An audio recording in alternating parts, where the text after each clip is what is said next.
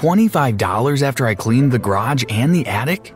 Mom, how am I supposed to hang at the mall with $25? A 15-year-old me looked at the money skeptically. Mom, come on, it's not that you can't afford it. Look at Fifi, she has a $25,000 diamond necklace around her neck. Surely your son deserves more. Mark my words, one day you'll regret how you treated me. I stormed off. I wish that Mom would pay for how she treated me. I didn't realize that my wish would actually come true. Later that afternoon at the mall, Harry, my best friend, looked at me. I can't believe after you did all that work, she only gave you $25.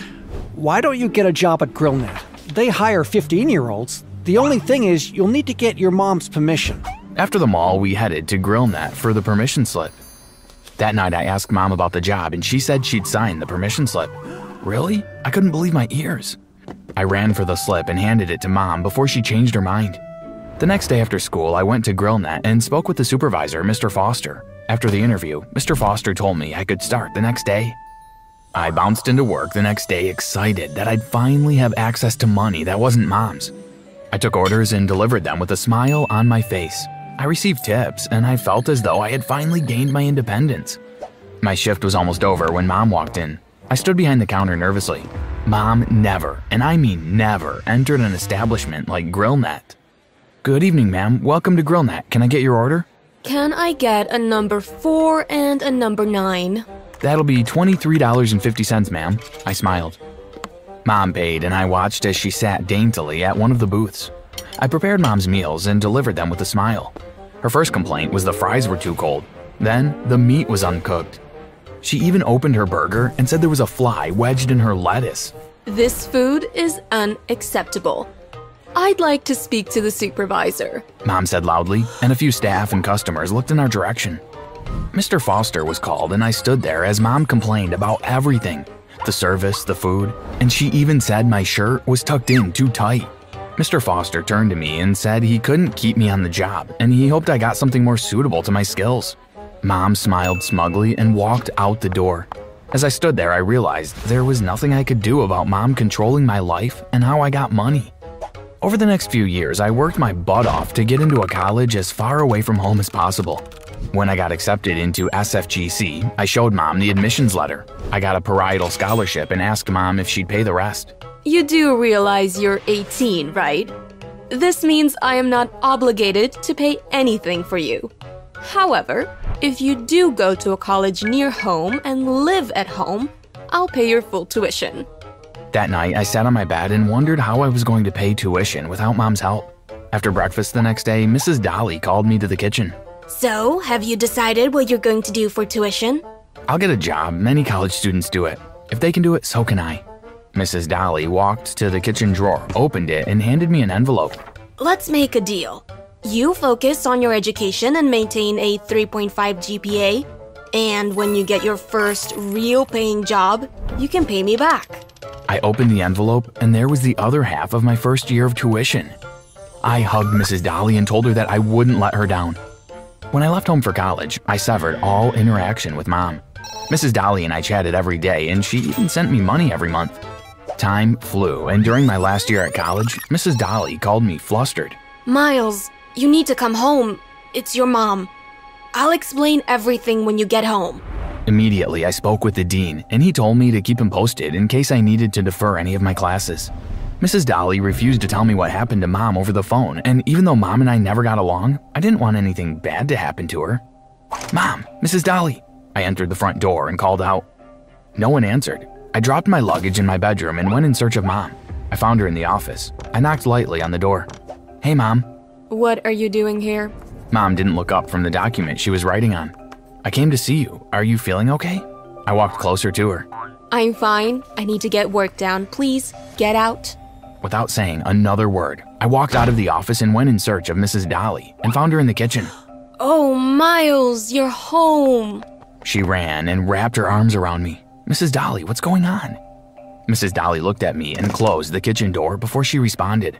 I'm worried about Mrs. Fenton. Mrs. Dolly went on to tell me that Mom had some bizarre experiences, which started about a month ago. She said it started with Mom forgetting where she placed things. Then it was seeing and hearing things that weren't there, including Fifi's bark. Do you think Mom is having a breakdown because of Fifi's death? Fifi passed away a month ago. Do you think they're related? I think they are. Let's discuss it further tomorrow. I had a long drive. I'm bushed. I went to my bedroom and left Mrs. Molly in the kitchen. Ah! My heart jumped out of my chest, and I was startled out of my sleep. Mom! Half asleep, I stumbled towards Mom's room, yanked open the door, and ran in. Mom screamed frantically with the sheets over her head. A few seconds later, Mrs. Dolly entered the room. I went over to Mom and slowly moved the sheets from her face. It was pale. Mom, what's the matter? Over there, by the window. Mom pointed shakily. I looked across by the window and back at Mom. Mom, there isn't anything there. There was someone there! She screamed. I walked towards the curtain and pulled it back, but no one was there. I checked under Mom's bed and even her closets. Still, no sign of the mysterious man. I gently pulled Mrs. Dolly to the side. Is there anything you can get to calm her so she can sleep? Mrs. Dolly nodded and hustled downstairs. She returned a few minutes later with a cup of chamomile tea. Mom took the tea and drank it slowly. I told Mrs. Dolly I'd stay with Mom until she fell asleep. With a worried look on her face, Mrs. Dolly left the room. The next morning, I felt someone shake me gently. Come down for breakfast. Let Mrs. Fenton sleep in. I followed Mrs. Dolly to the kitchen where I sat by the table, and she placed a cup of tea in front of me with a pile of pancakes. Miles, what are we going to do? I can't stay here indefinitely. I have to go back to school. How about we hire a nurse? That way you aren't burdened with the extra work and I can attend college. Later that day, when Mom went out of the house to see about business, Mrs. Dolly and I quickly arranged a few interviews. We chose two sisters, Rose and Daisy. Both had a few years of experience in the field. Once everything was arranged at home, I headed back to school. 2 weeks went by and everything was going great. I thought Mom was getting better, but Mrs. Dolly called me one night and said Mom attacked Rose and she had to be rushed to the hospital where she got stitches on her forehead. I returned home that night. Mom, we have to get you some help, I begged. Daisy gave me the name of a doctor and he's coming to the house this afternoon. Mom refused to talk to me and she said she wanted her own doctor, but Mrs. Ramdas was on her honeymoon and wouldn't be back in 2 months. At 3 p.m. sharp, Dr. Osborne knocked on the door. Mrs. Dolly and Mom spoke with him while I waited outside anxiously for over an hour. Mr. Fenton, can I have a word with you? Dr. Osborne peeked out from the office. I walked into the office and sat on the empty chair. Mr. Fenton, after speaking with Mrs. Fenton and Mrs. Dolly, I think the best way forward is to put Mrs. Fenton in a home where she can receive proper care with a wide range of fully experienced staff. I do believe that she is currently suffering from a state of depression which can bring about hallucinations due to high anxiety. I've written up some sedatives for Mrs. Fenton to help her sleep at night.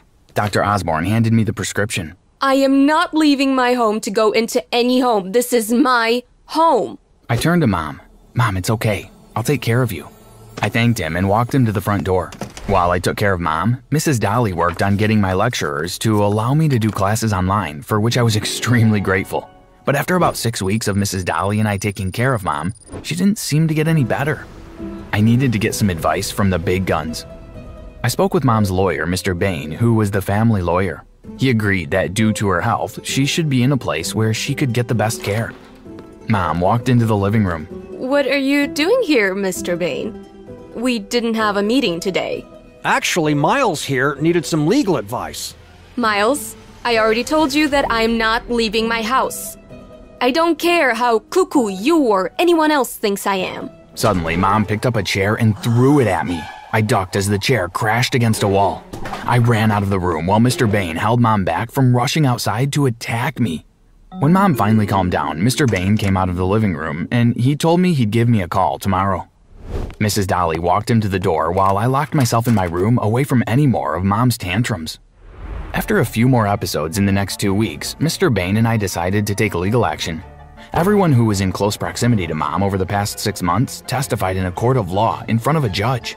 I'm sorry, Mrs. Fenton, but given all the information presented in this case, I have no choice but to give your son legal rights to you and your estate until you're able to take care of them once more. You can go to a senior citizen's home or you can go to a mental institution. After, Mom decided to go to the senior citizens home. And over the next few days, Mrs. Dolly and I did some research online of the finest senior homes in the country, until we found the perfect one for Mom. Welcome to Kadine's retirement home. I'm Kadine Francois, the head nurse of this facility. Kadim gave Mom, Mrs. Dolly, and me a tour of the home before Mom was shown her quarters. Mrs. Dolly told Mom she'd visit her every weekend, and she left the room. I'll leave you two to say goodbye. Kadim smiled and walked out of the room. I hugged her and whispered in her ear, I told you one day you'll regret the way you treated me. Goodbye, Mother. I pulled away from Mom's embrace and smiled smugly as Mom's eyes widened. I exited her room. I gave Mrs. Dolly a month's vacation and a $100,000 bonus. I told her it was for everything she ever did for me as a child, and she earned it. I also felt guilty for what I had put her through over the past months. You see, it wasn't by chance that things occurred as they did. Fifi was the only natural event that occurred, and my friends and I planned around it. Remember my childhood bestie, Harry? Well, he's doing a major in tech and a minor in robotics at college, and this gave him the perfect time to practice his skills. We wired the entire house with cameras, speakers, and projectors that created illusions, so all those sounds and things Mom was seeing was all Harry.